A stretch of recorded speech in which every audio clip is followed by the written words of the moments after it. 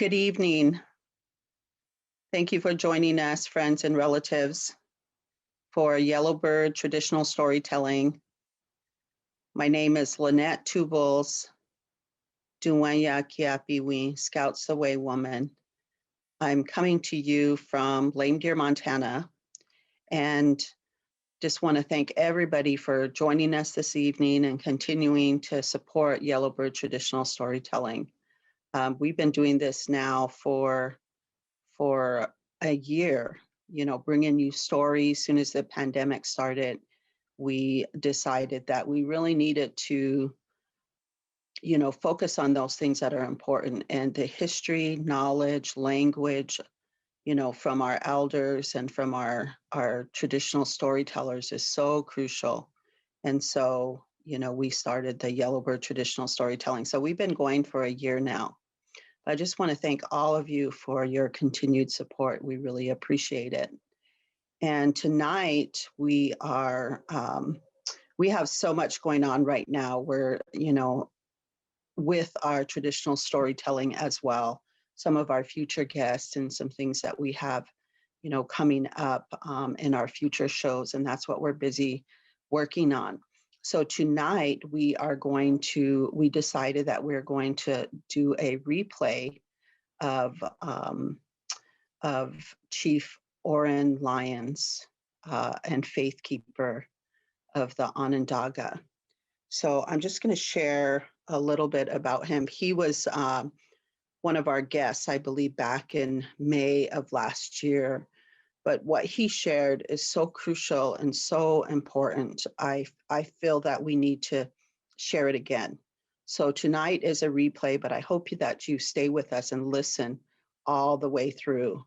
And I love the way Oren speaks and shares, story. So it's like a circle, just like in the circle of life. So everything comes back full circle. So I encourage you to listen all the way through. And I'm just going to share a little bit of information about Oren. Oren Lyons is a member of the Onondaga and Seneca Nations of the Iroquois Confederacy. As an activist for indigenous and environmental justice, Oren works with communities across the globe. As a faith keeper, he upholds the history and traditions of the Turtle Clan of the Onondaga. Oren often addresses modern-day conflicts by sharing traditional views on the laws of nature. When he says you can't negotiate with a beetle, he implies that nature will respond to climate change whether or not humans do. And so I think, Oren has traveled all throughout the world, sharing this message and sharing this knowledge and about our connection to the earth and our responsibilities to the earth. And tonight he's going to talk about that. So I encourage everybody to listen. But this is a quote from Oren that I found, really powerful. The law says, if you poison the water, you'll die. The law says that if you poison the air, you will suffer. The law says if you degrade where you live, you'll suffer. If you don't learn that, you can only suffer. There's no discussion with this law. And, that's so true. And these times right now where we live in southeastern Montana, I think a lot of the country in the Midwest is experiencing this, but what they call a polar vortex. And tomorrow, I believe the temperature is supposed to be -20. It's supposed to get down to -20. And it's been about anywhere between -11 to -15 right now here at night. So it's pretty cold. And they call that a polar vortex, I guess. So he's going to talk about, climate change in his own way through his stories, his history, his knowledge. So I encourage all of you to listen. I also encourage you to share, with your friends and relatives. And we're looking forward to next week's show. So I encourage you to be back, and that will be live. So thank you, everybody, and enjoy the story from Chief Oren Lyons. And we've I just want to add that we've known Oren for quite some time now, and we have the utmost respect for him. So enjoy the program tonight. Thank you, and we'll see you back next week. Thank you for the invitation to be here on Yellowbird. I'm pleased that you've taken the time to produce this kind of an event for our communication to our people. I come from a period of time when our communication is by runner and carrying messages in your head. And I've seen a lot of changes in my lifetime. And my early life at Onondaga was in the early 30s, or 1930. That was during the so-called Depression. And for the Onondagas here in the Northeast, our territory is right in the upper central part of New York State. We have a territory that's always been ours, has never belonged to anybody else. So it's tax-free. It's also free from any other interference. So we don't have any federal presence here. State presence is still our people, basically. And I should report that so far with this pandemic that we're all involved in and enduring, our village has been spared any problems so far, but we're surrounded and it's not over by far. We have to really prepare ourselves for long-term problems, one after the other. We've passed the time of living, what we call living and enjoying life, to now we're in a time of survival. And that's very abrupt, as you just felt. In early January, everybody was talking about what the next season was going to bring and so forth. And then suddenly we were, in one day, flipped by this pandemic that we're enduring right now. And it's changed our lives drastically. And particularly our brothers, our brothers from across the sea, our brothers and sisters. The cities are suffering. And as you know, a lot of our people are in these cities. And they're enduring the same thing. It's not going to go away soon. So we should prepare ourselves to do a lot more planting than we were doing. I know here in upstate, our village, we got used to heading down to the grocery store rather than tilling the ground. Now those grocery stores are going to have empty shelves. So all of our nations that have land should be getting back to planting. I think by the fall, we may be in a very strong, serious food crisis. So it's early now, time to plant. But as you said, as I was talking earlier, The weather has been a problem. And before we get into any storytelling, I'm just going to be kind of giving you a survey of what I see over here, because we're in the far northeast, upper central New York, very old village.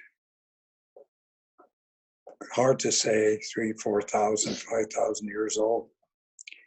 And we're still here. And the reason why we made the village here, or our leaders, people back then, had good water. Good water. And I think in the coming times, we're going to get back to that fundamental issue of good water. It is an issue already for many areas of this country and around the world, actually. Water is life, as we all know, and good water is a blessing. And we should be thankful every morning. Every morning, you should be thankful for this water of life.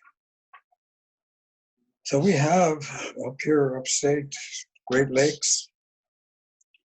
Probably within the Great Lakes and the surrounding territories where our Six Nation villages are, has been for a long time.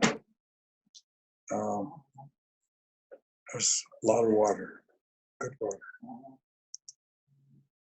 But with the ice melting in Greenland and melting around all the world and all the mountains, the Andes, the Himalayas, all of those great ranges of mountains, ice is melting, snow is going. And in Greenland in particular, water is gushing into the ocean, changing a lot of things. And we're in this very serious time of change. Kind of going back to when our brothers first came across the water and impacted us negatively. We've gone through pandemics before. Isn't it the first one? The first pandemic was, of course, the loss of all of our people from the diseases that our brother brought across. It was a huge one. It went raced across the land because our people did not have a defense against it. So today's virus, this virus we're experiencing now, is precisely what our people faced the first time, because you don't have a defense against it. So you're experiencing, and I'm now talking about our brothers and sisters from across the water, you're experiencing what we went through initially. You're dealing with something that you've never seen before. So there was a great extension of our people during that early time. You know, lately I've been reading a lot about the suffering of Black people and people of color. And they're speaking up now, and the history is being talked about. And some months back, in a magazine called Newsweek, they talked about the first crime, the initial crime against nature, against us, which was the slavery. And I was going to correct them because that wasn't the first crime. The first crime in this country was the terrible loss of our people by these pandemics that they brought with them. And we suffered a great deal of loss. Even before they moved inland, the viruses were lethal to us. Simple things like wouldn't bother you today, common cold, kill people. So we lost a lot of people. That was the first pandemic. And then we've suffered the same pandemics after. Today, as we have to really assess our ability to survive again another pandemic,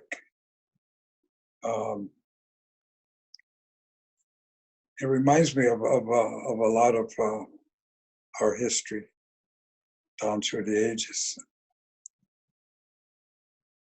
When I was a young man, I was, brought up on this Onondaga nation, small territory, which was once very vast, and but it was secure. And our system of governance was the old system of chiefs and clan mothers, and the old systems that governed all of our people across North, Central, and South America, we called Great Turtle Island. And when the reference of Turtle Island, that goes back to the creation stories of the Haudenosaunee.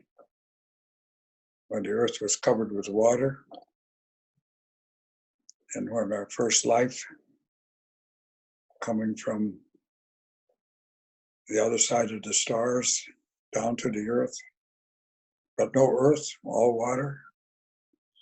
When the turtle offered his back for this woman bearing life, who were now held in suspension by the wings of these great swans.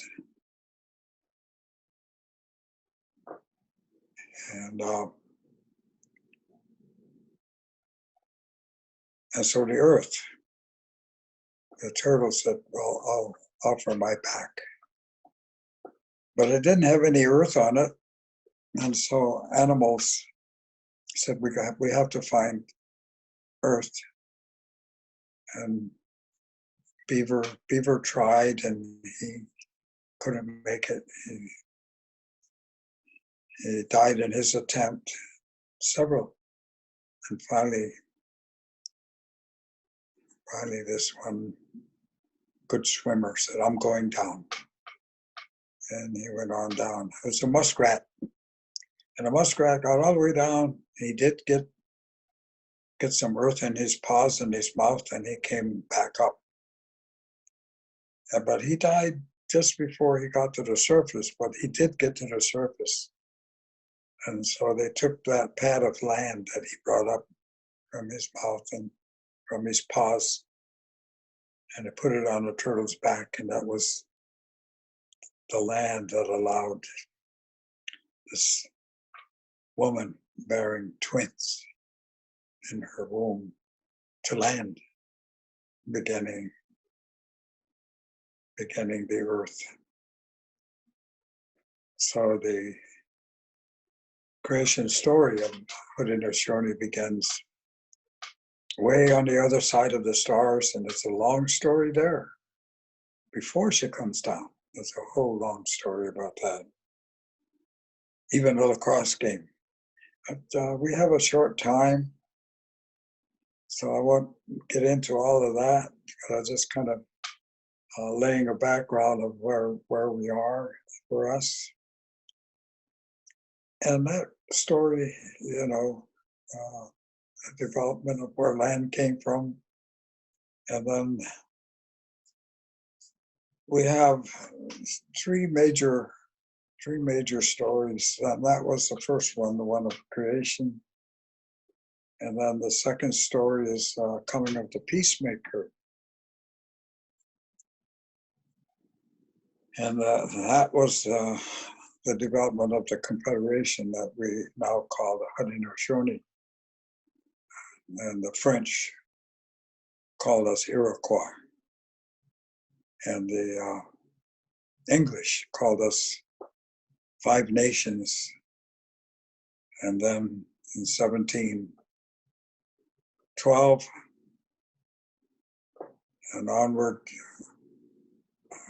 nation from the south came north back into our territory, and that was Tuscaroras. They became the Six Nation. So when you read the history that is written by our brothers from across the sea, you will see that around 1722, the previously called Five Nations by the English became the Six Nations. And that's what we're known as today, the Six Nations. So that would include the easternmost nation, which was the Mohawks. And they were the elder brother. Next to them was the Oneida Nation, and they were the younger brother. And in the center, where we still are today, is the Onondaga Nation, and they were an elder brother. And then directly to the west of us was the Cayuga Nation, and they were a younger brother. And then further west, and called the Western Door, were the Seneca Nation, and they were an elder brother. So we had a system of elder brothers and younger brothers, and that's how they conducted, and that's how we still conduct our discussion today. I think that we are probably, and this is a guess because I don't know everything, but the surveys, I think we are the last traditional government maintaining the systems that we originally had. We're the last traditional government in North, Central, and South America still in charge of land. We don't have an elective system here. We don't have a Bureau of Indian Affairs, Department of Indian Affairs. We are who we are. And we're still here where the Great Tree of Peace was planted on what is now called Onondaga Lake. And that took place. There, different times. We're not certain. It's still a discussion. But going by the original story and talking about how the PeaceMaker was gathering these five warring nations in a fierce fight, it seems as though during that time we had lost all of our instructions and we're just involved in constant warfare. Terrible time. I was thinking as I observed the activities in Eastern Europe,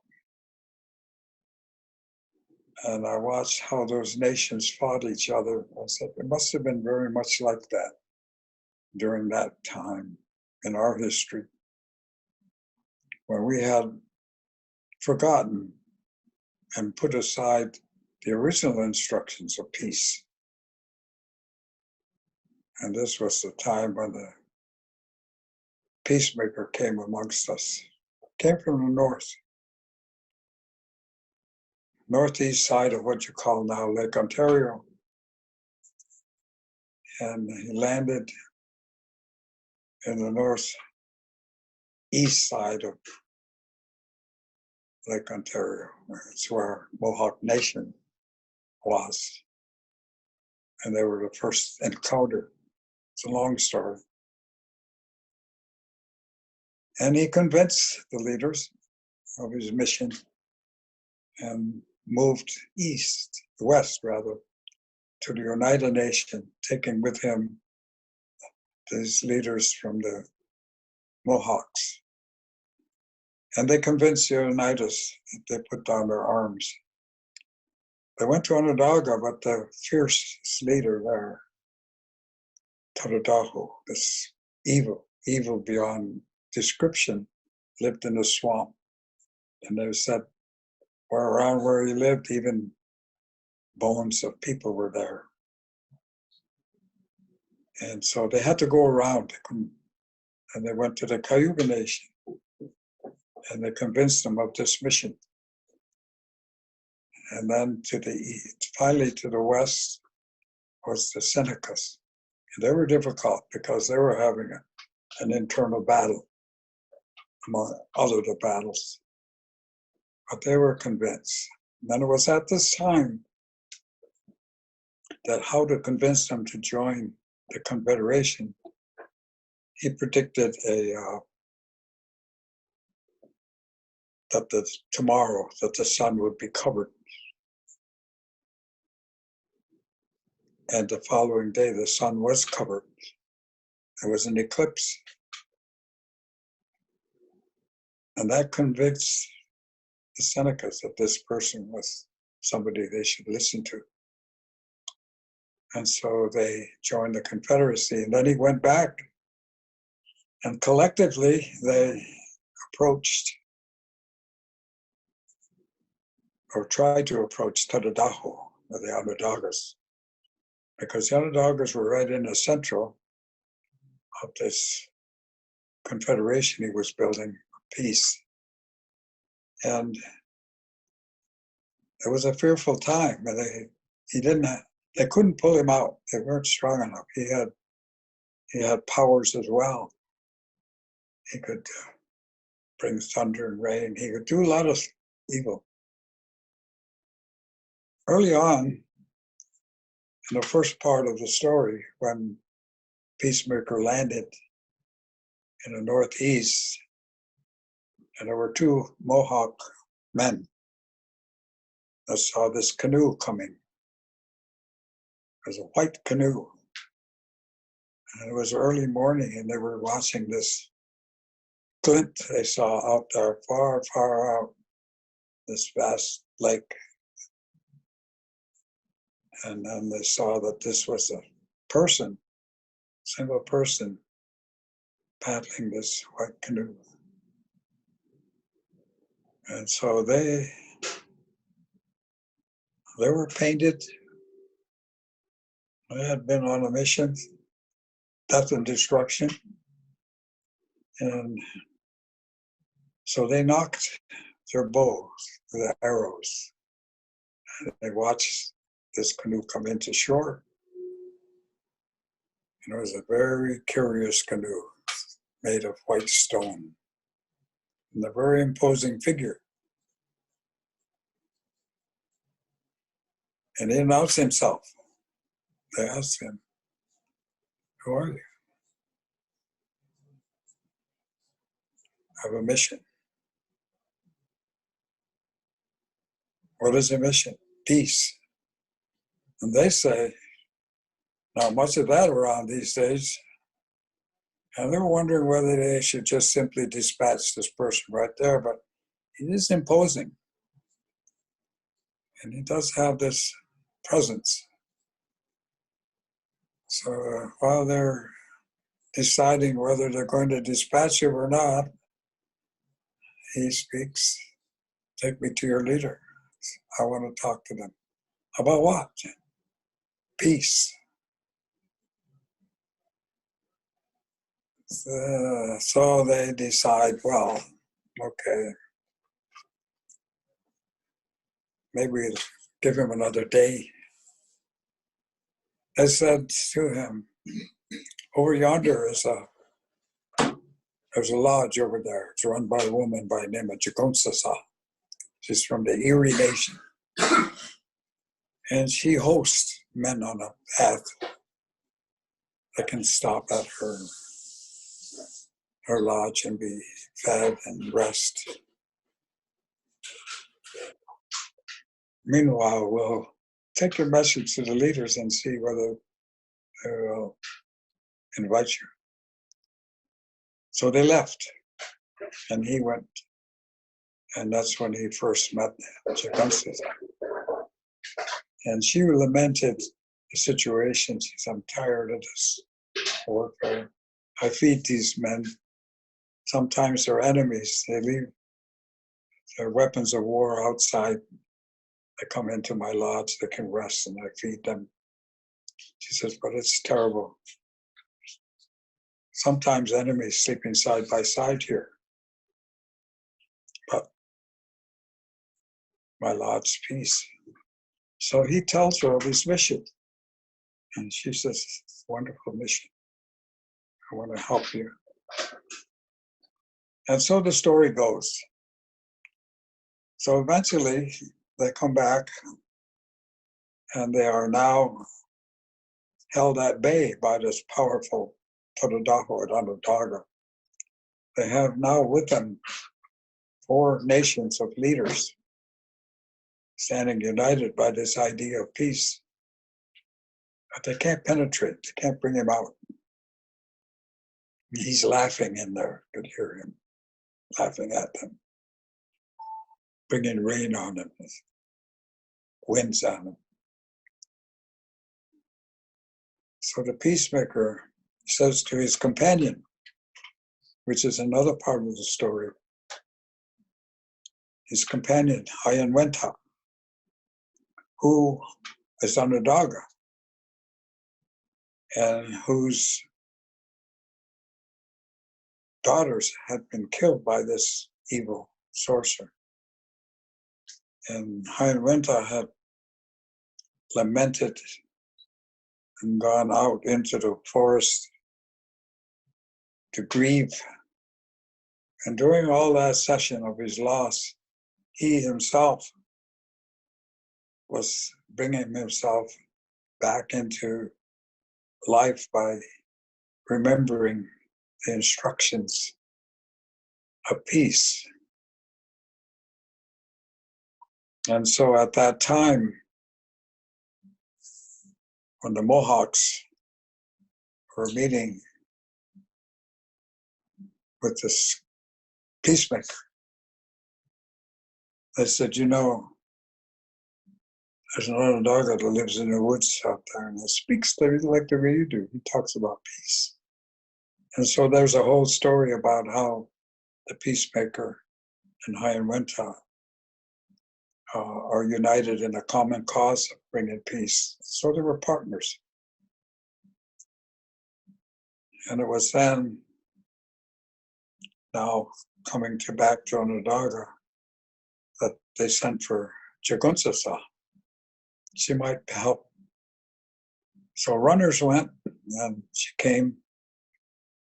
And she said to them at that time, well, you know, she said, this song in my head.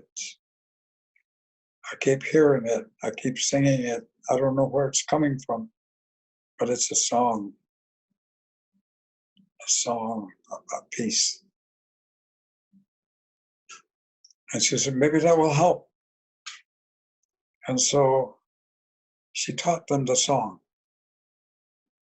So now, singing the song, they approached this great swamp. And the song was pulling this evil, very evil sorcerer out.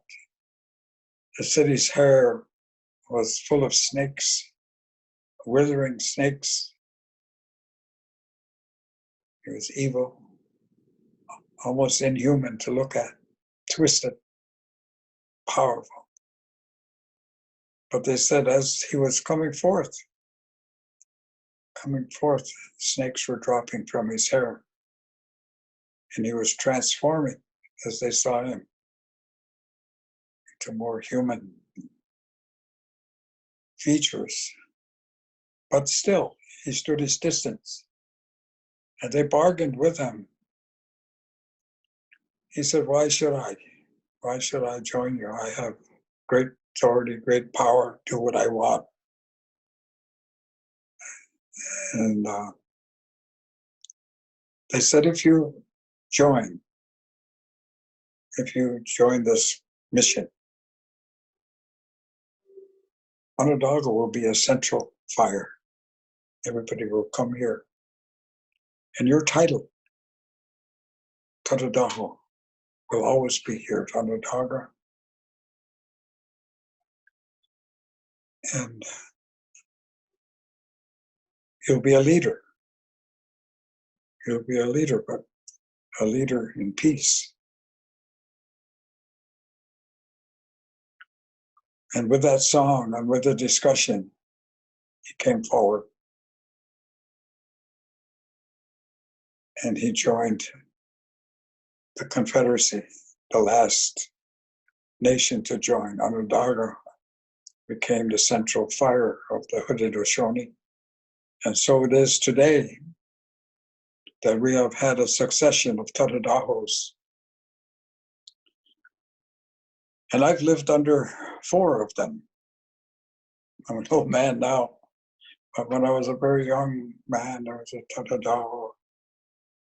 And I went to visit him when I was just probably 6 or 7 years old. I remember that very well.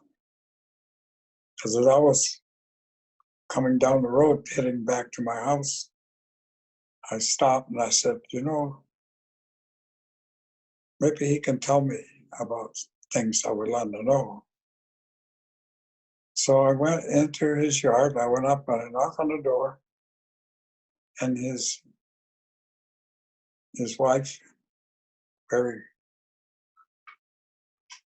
motherly woman, answered the door, and I was standing there, and I said, I want to see if I can talk to the chief. And she says,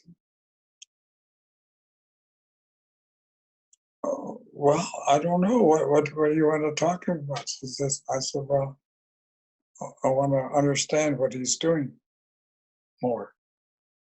So she said, come in. She brought me in the house, sat me down, and gave me something to drink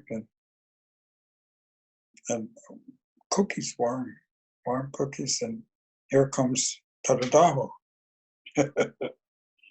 George Thomas. He's a big man. He was a big man. And of course, I was small.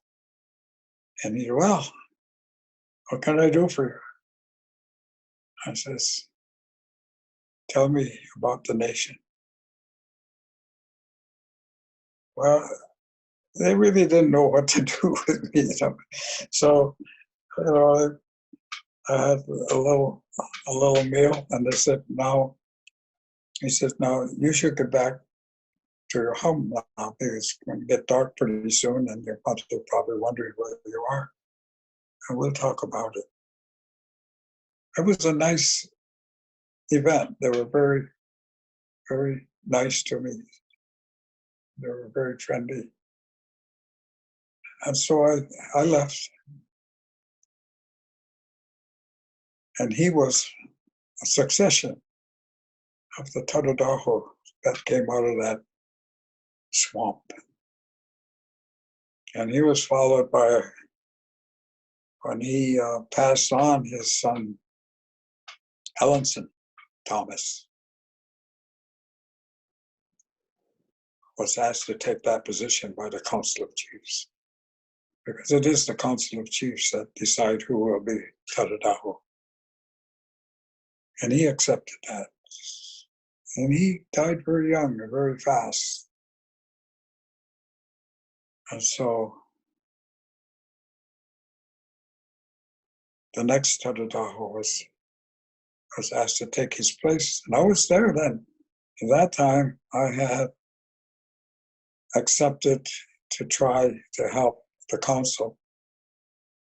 So I was there at the meeting when the council chose that third Tadadaho. That was Chief Leon Shenandoah, who happened to be my father's brother, my uncle. But he was on the council. He was the sub-chief at the time. But he didn't know that they were going to ask him to be a Tatadaw.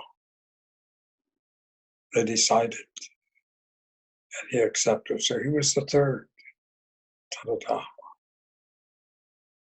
So I served under him for many, many years. And then in 1996, he passed on. And we raised another Tatadaw. And that's Sydney Hill. Sydney Hill. From 1996 to today is the fourth Tatadaw that I have served under. And so the process that I'm talking about was a Haudenosaunee, those chiefs. And the title that I sit under, I'm not a principal chief. I'm what we call a Faithkeeper, a sub-chief. In the other nations, there would be a sub-chief. In the Onondaga nations, Faithkeeper, because we hold the special duties of maintenance and holding the wampums of the Confederation here. So way back, 1965, accepted that work with great trepidation and understanding that I really wasn't qualified. But as the clan mother who is in charge of the title, 噚, when she asked me to take that position, she wanted to be the title. I said, no. I said, I don't manage the language well enough, and I'm not qualified, but I will help. I said, there's better men than I that I think can take that position. So that was Paul Waterman. Paul and I grew up together. He was a little older, but we grew up together, running in the woods and fishing and hunting, playing. I know Paul. He could speak all the languages because his grandmother used to host. People would come for big events at the Onondaga Longhouse, Six Nation events. Everybody would come, and her house, which was just a few, maybe 50 yards from the Longhouse, across the street, a lot of the elders, traditional people from the Cayuga and the Seneca nations would stop there. And so Paul grew up in that atmosphere, and where he heard all the Six Nation languages, and he could speak or understand all of them, but he could speak most of them too. I said, now there was to be a man that could hold that title better than me. But it was hard to convince him because these titles there's no compensation for them. You don't get paid because it's the old system. Over 1,600 years old. And in those days, leaders were in service. That's what you did. You served not only the people, but the world at large. Protected everything alive. Any of our leaders can no longer hunt, can no longer kill. It's a very demanding position. And I was really a novice at that time, pretty headstrong. convinced, first of all, convinced by my friend and buddy that I grew up with, Irv Powless Jr. We grew up running and hunting and fishing in the woods all the time. We were like brothers. And I convinced him to join me. And I said, well, let's go get Paul. And so we went and got Paul. Oh, no, he says, oh, no. No, when we came in the door, he said, oh, no. But we stayed on his case, and our clan mother was very helpful and very glad. So there was three of us, and then there was already a young chief there. He was younger than we were, actually.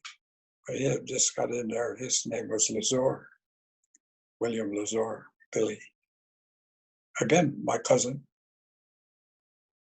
And so we had fresh blood came into the Chiefs Council.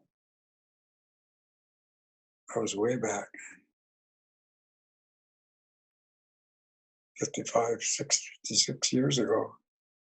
So I've been in this position a long time, and I've just been, since I was more adept than I had gone through university, so now I had communications abilities, and so I was a runner for the nation. I'd just go and do the speaking. They would give me the instructions, and I would go. Could be useful in that way. And Paul was the principal chief, and we worked together for many, many years, partners. And when he passed on, my clan mother at that time was second clan mother I served under. She chose as the principal chief my youngest brother, Kingsley, because Kingsley had taken the time to become fluent in the Onondaga language, which I didn't. I wasn't. And that was fine with me. So I just always maintained my position as Faithkeeper, that title, ɾahaːwi. And so it is today. So this is a succession of leaders. It's like that with all of the titles. And the Onondaga Nation has 14 of those 49, 50 titles of the Confederacy. 51 comparing with the title that was bestowed on the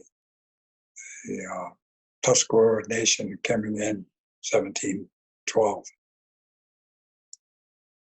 So we're an old system, and we're still the same.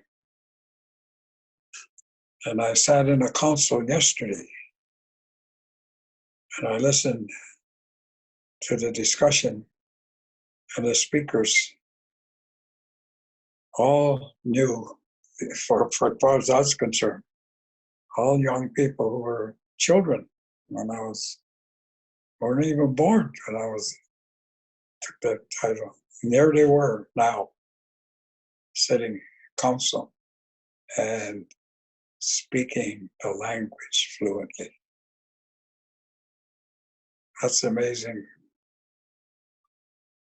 It's an amazing process. And now they're faced with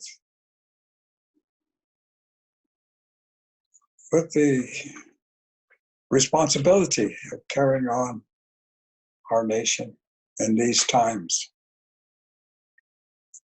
And all of the leaders that I sat with in 1965 are all gone. I'm the last of that generation.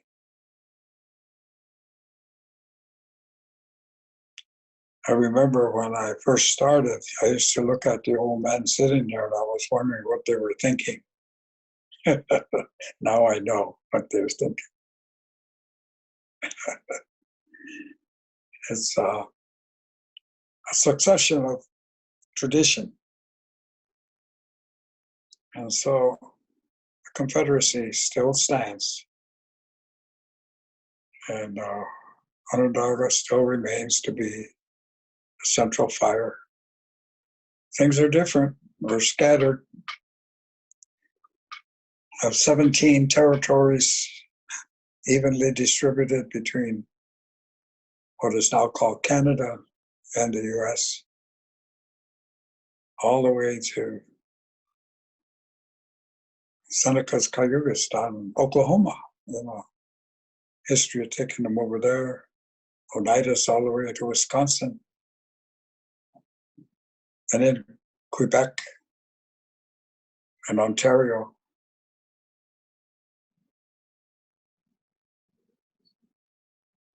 We still have a large group of people under our wings. But there's an elective systems in there as well. So it's a long story, but basically coming back to that great time of the PeaceMaker, when he planted this great tree of peace here, the shores of Onondaga Lake. He said, as he gathered all of the people there, he said, I plant this great tree of peace. It will have 4 white roots of peace that go in the cardinal directions of the earth. He says, the tree reaches to the sky. And he said, when you're weak, when you're tired, he said, this tree will be your backbone, your spine, keep you strong. The great long leaves of peace. He said, and people can come, follow its roots back to the source and come under the great laws of peace. And that's how it stands. The tree still stands. Clan mothers still choose the leaders and has the power and authority to remove them. We have a responsibility to overlook their conduct.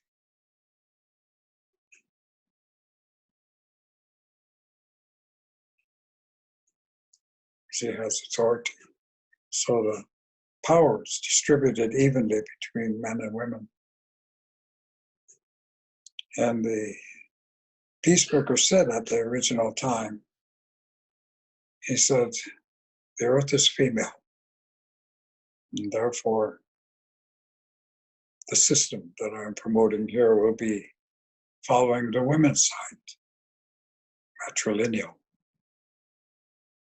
So we have a matrilineal system. And I know, talking to a lot of leaders across North America, indigenous nations, often that's the case. The women are foundational. Not all, but very strong. And so this confederation based on peace is now facing, along with your confederation, because there's many confederations across North, Central, and South America of our people. There was a style of thinking, a way of doing, of meeting and conducting councils. Not to say there wasn't warfare, there was always that, but it was always the councils that brought peace. It's a system that this world sorely needs at this time. A system that's based on principles. Number 1 principle, peace. Second system is equity. Fairness to all the people. Equal. And even in the Council of the Confederation, all heads are equal. It's always based on equity and equality. And then third principle of union. To be united. It's great confederation. Unity of strength based on peace.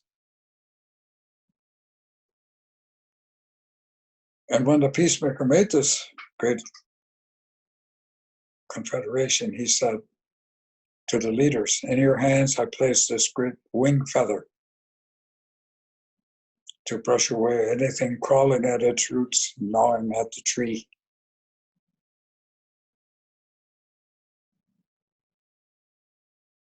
And that wing feather was the men.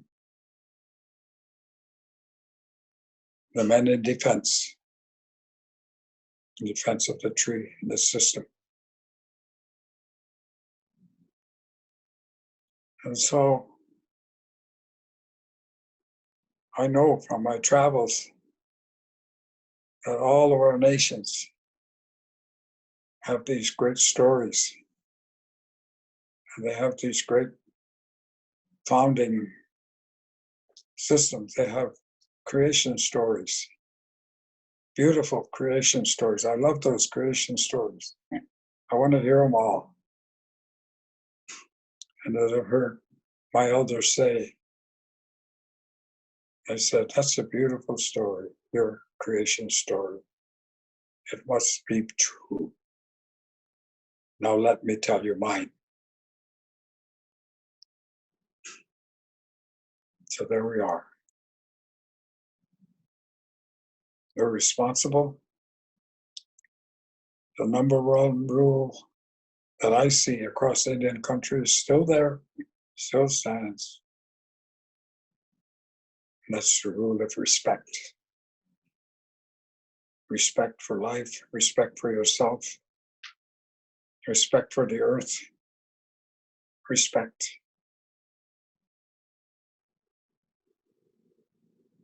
Great, great rules that we had, protocols. You didn't come walking into a village. You stood at the edge, edge of the woods, and then somebody would come from the village and say, what's your mission? Who are you? And there was always, in every village, there was a lodge for any visitor who would come. And they would come and they would be asked to refresh themselves and to have a meal and to rest. And then tomorrow, speak to us of your mission. That was common straight across the country. And when our people would be walking, maybe by yourself, in the great forest, large animals, they would be singing. They would sing traveling songs. And their voice would be singing loud and clear as they're walking. They would be announcing to all the life around them, I am coming, I am walking in peace. And those animals would draw to the side, and you would never see them, but they would watch you as you went by. You announced to them, they respected that. So respect, number one. Peace. That's our mission. It's a mission that we carry all the time, and we're not giving it up. And now, above all, peace is the answer to all of this. To share. That was the next share equally. One dish, one spoon. Old, old treaty. So with that, all my brothers and sisters, all my relatives out there, I greet you and I wish you well. Done it.